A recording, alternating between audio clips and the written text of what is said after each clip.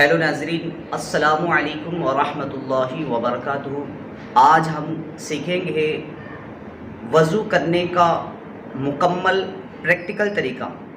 वज़ू का प्रैक्टिकल तरीका क्या होता है? वज़ू क्या है?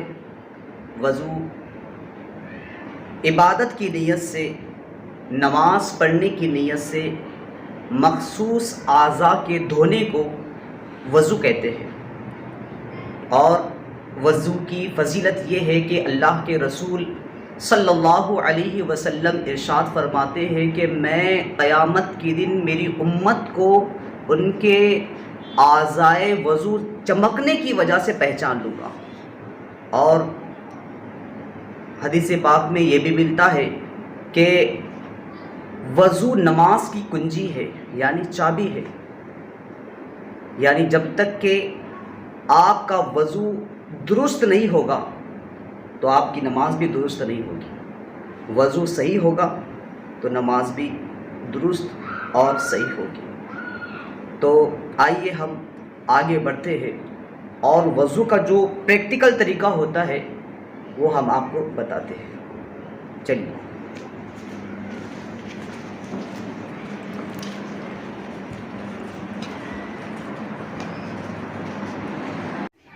चलिए, नाज़रीन, हम सीखते हैं वज़ू करने का मुकम्मल तरीका, वो भी प्रैक्टिकल अंदाज में।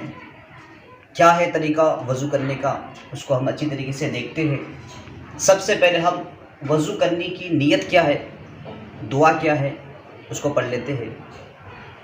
बिस्मिल्लाहिल अज़ीम वल्हम्दुलिल्लाहि अला दीनिल इस्लाम। इस दुआ को पढ़ कर के आप वज़ू करना शुरू करें। अगर ये दुआ याद नहीं आपको तो बिस्मिल्लाहिर्रहमानिर्रहीम पढ़ कर के भी आप शुरू कर सकते हैं। चलिए शुरू करते हैं। सबसे पहले हम अपने दोनों हाथों के पंजों को धोएंगे। किस तरह से धोएंगे?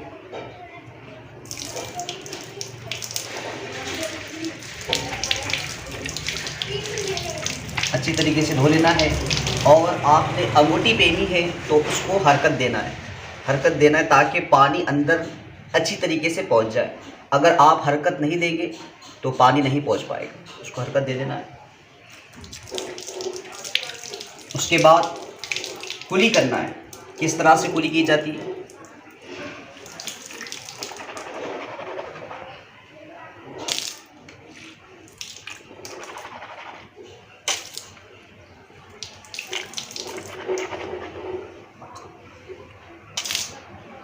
उसके बाद नाक में पानी चढ़ाना है। और जब आप नाक में पानी चढ़ाएंगे तो हल्का सा उसको खींचेंगे ताकि पानी जो है नरम हड्डी तक पहुंच जाए, है ना।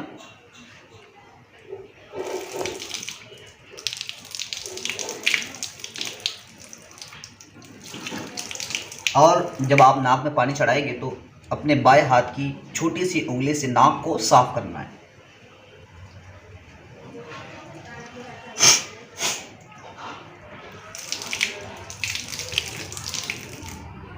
ये 3 मरतबा अमल करना है। उसके बाद हम अपने चेहरे को धोएंगे, जो वज़ू का पहला फ़र्ज़ है।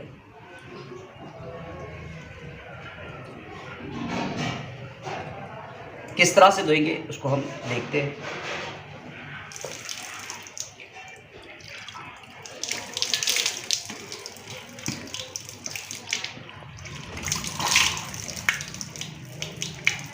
अगर आपकी दाढ़ी है तो दाढ़ी को अच्छी तरीके से पानी लगाना है।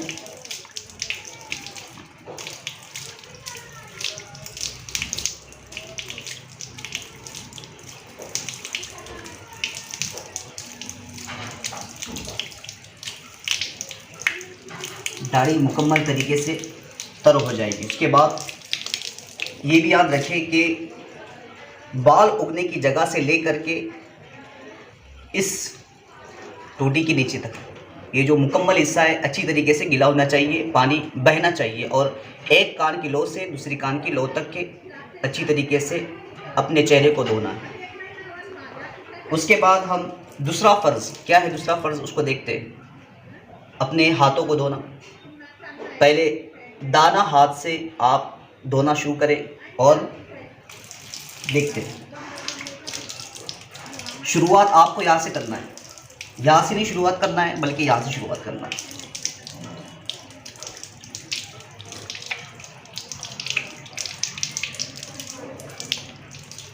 याद रहे कि कोहनियों समेत हमें हाथ को धोना है, कोहनियों समेत।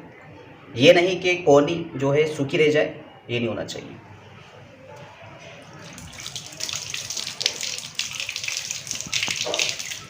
उसके बाद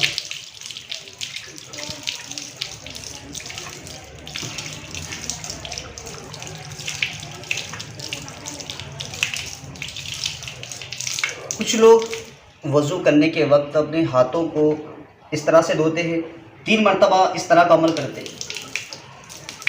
ये इस तरह का 1 2 3, ये गलत तरीका है, ऐसा कुछ भी नहीं है। तो इस बात को इग्नोर करना चाहिए। अब हम सर का मसाह सीखते हैं। सर का मसाह किस तरह से किया जाता है। इस तरह से ये 3 उंगलियों को, इस हाथ की 3 उंगलियां और इस हाथ की 3 उंगलियां, इस तरह से हमें इसको टच कर देना है। और उसको मैं आपको बताता हूँ, इस तरह से ले जाना है और पीछे से इस तरह से लाना है। देखिए, है ना, इस तरीके से लेके जाना है। और याद रखें, ये जो है ये भी इस्तेमाल किया जाएगा, ये भी इस्तेमाल होगा। और उसके बाद ये जो 2 उंगलियां बचेंगी, इसका भी इस्तेमाल किया जाएगा। उसके बाद ये 2 अंगूठे बाकी रहेंगे, इसका भी इस्तेमाल किया जाएगा। तो किस तरह से इसका इस्तेमाल होगा ये भी आप देखें। इस तरह से पहले ये 3 उंगलियों को इस तरह से ले जाना है और पीछे इस तरीके से लाना है। देखिए, उसके बाद बची ये 2 उंगलियां, तो इससे कान का मसा करना है इस तरीके से, इस तरीके से। अब ये 2 अंगूठे बचे हैं, तो इससे कान के पीछे का। अब ये पिछला हिस्सा बाकी है, अब इसका मसा बाकी है, तो इससे हम गर्दन का मसा करें ऐसे। ये हो गया हमारे सर का मसा। अब चौथा फर्ज, पहला फर्ज चेहरा धोना, उसके बाद दोनों हाथों का धोना, उसके बाद सर का मसा करना, ये तीसरा फर्ज हो गया। अब वज़ू का जो चौथा फर्ज है वो हम देखेंगे और सीखेंगे, वह है अपने पैरों को धोना।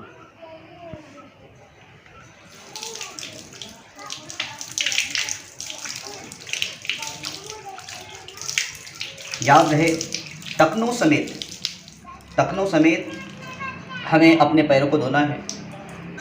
और बाएं हाथ की इस उंगली से इसमें खिलाल करते हुए जाना है, इस तरीके से।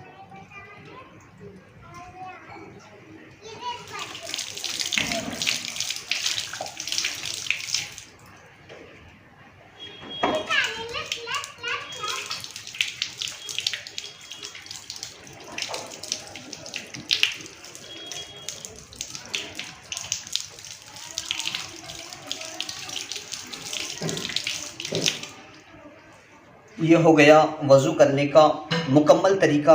अब वज़ू के बाद में जो है हम वज़ू की बात की नीयत पढ़ लेते हैं। वो नीयत क्या है? अल्लाहुम्मा जअलनी मिनत तव्वाबीना व जअलनी मिनल मुतत्ताहिरीन। अल्लाहुम्मा जअलनी मिनत तव्वाबीना व जअलनी मिनल मुतत्ताहिरीन। और उसके बाद खड़े होकर के हमें तशहुद पढ़ना है।